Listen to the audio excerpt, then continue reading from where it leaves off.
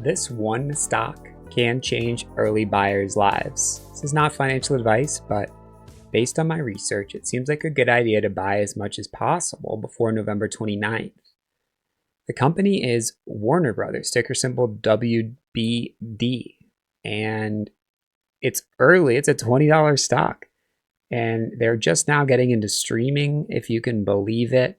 This company has a lot of bright skies ahead. They've repaid $1 billion of their debt, which is a step in the right direction. They also have $9 billion of revenue in the most recent quarter, and free cash flow $700 million, up 10% year over year. So they're in a tough environment, right? They're competing with Netflix, but Netflix isn't doing so good after recent Q3 results.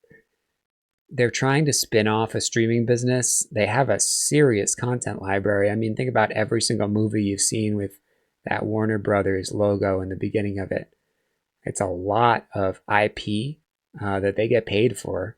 So the chart looks good, notably. Let's jump into how the chart looks and how the market doesn't look good. So there must be something cooking for Warner Brothers. And we'll take a look at similar, Netflix as well. So it's not financial advice, but Warner Brothers looks like a good buy. This is Sam Putnam. This is Sam Putnam. This is Sam Putnam. This is Sam Putnam. This is Sam Putnam. This is Sam Putnam. This is Sam Putnam. This is Sam Putnam. All right, so this is the chart for Warner Brothers. This is that recent earnings. It sort of went sideways, held up on this moving average.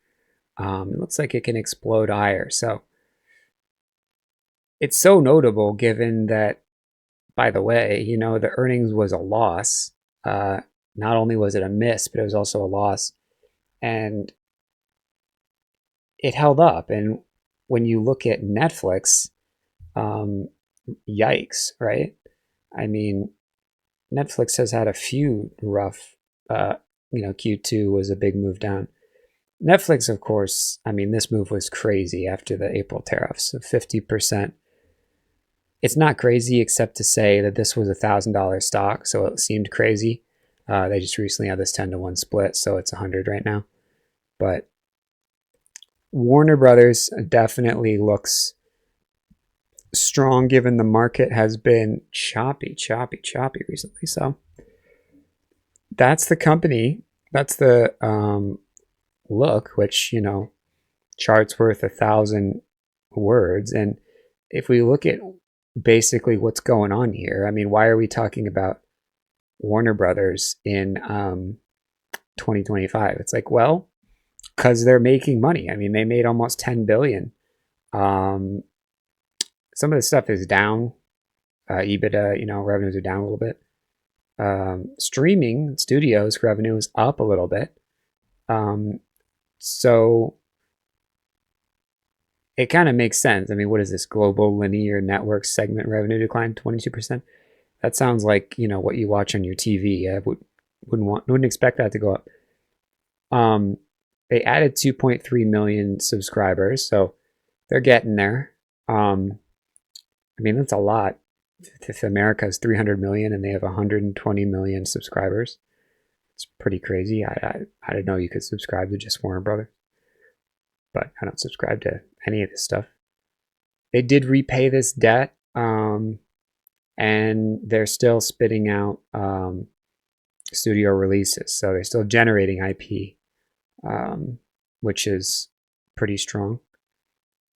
So it's obvious, streaming is the way, but I think the switch has been challenging for some of these companies.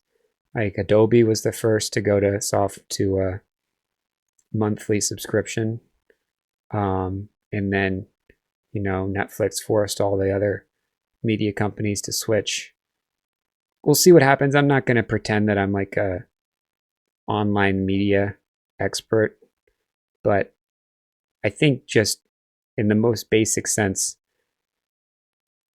this is sensical, right? They have a streaming department, and then they have the channels. And it sounds like the channels are not doing so hot.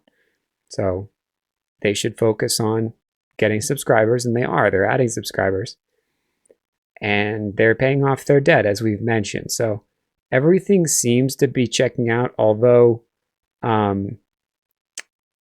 you do have to be a little careful there. I think they have $30 billion of debt, which is seems like a lot for a company that makes $10 billion a quarter. There's that $30 billion of debt. I'm sure they'll have to pay someone to do this spinoff, but there could be some other litigation aspects. And these are the competitors. Oh yeah, Disney Plus, I forgot about. Amazon Prime and all that.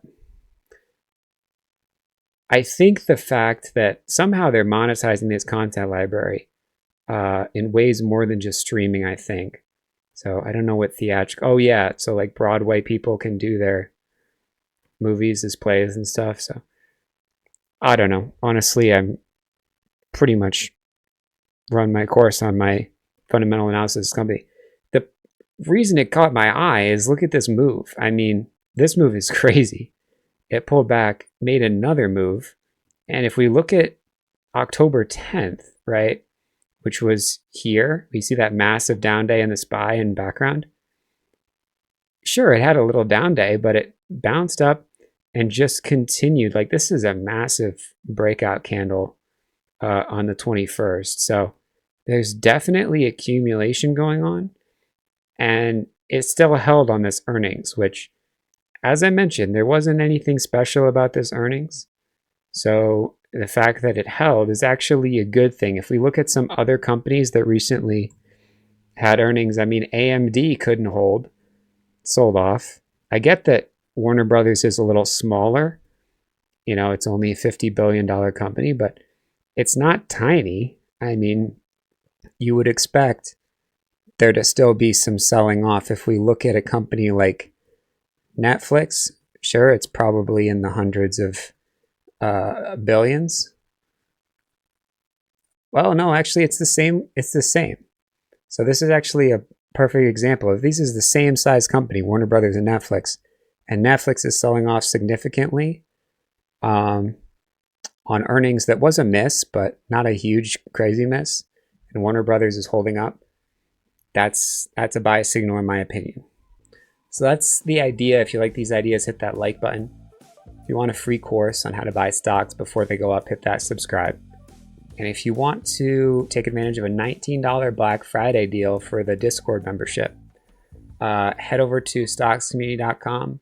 You'll get access to one-on-one help, and you can drop into Q&A. So check it out. This is Sam Putnam. This is Sam Putnam. This is Sam Putnam. This is Sam Putnam. This is Sam Putnam. This is Sam Putnam. This is Sam Putnam. This is Sam Putnam.